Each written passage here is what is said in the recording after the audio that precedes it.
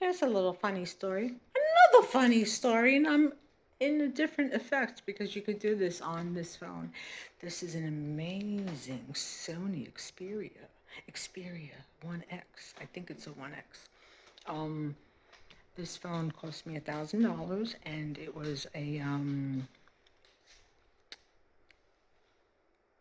a return open box. That's what it was, and yeah, I had bought a Sony camera, and I spent like a lot of money on it, like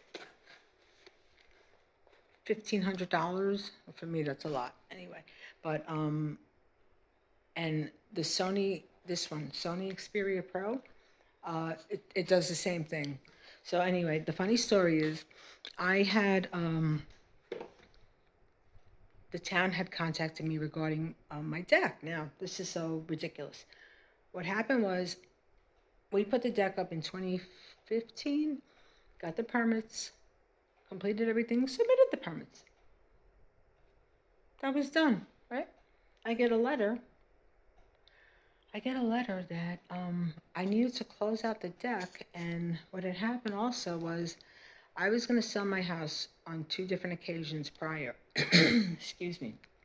I listed with one agent, and I listed with her because I wanted her to sell my house.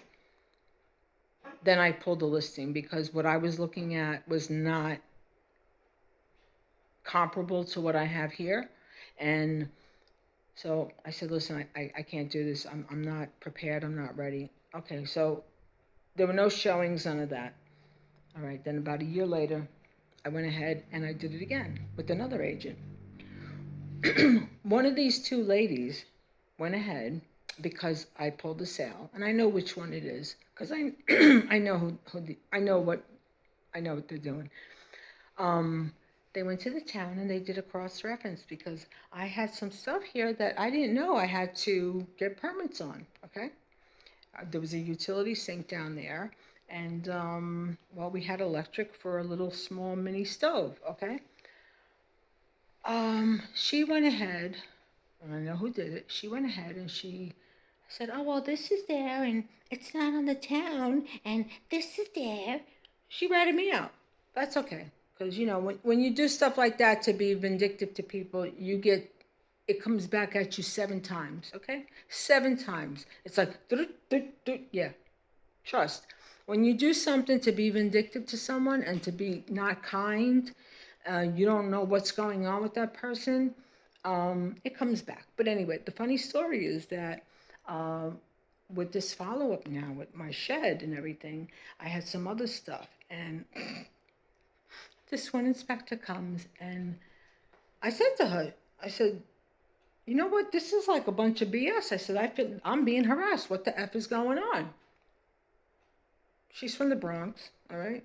The Bronx, you're not a cream puff. If you grew up in the Bronx, you're going to have to stand up for yourself unless your mother and father took you and held you by your hand until you're like about 18, all right? She did a Karen on me. She goes, "Oh, I feel threatened by you. I'm going to have to come back with the supervisor." Right? And she leaves, right? I walk up to her in the car and I'm like, "Are you serious? Come on. Like, can we kiss and make up?"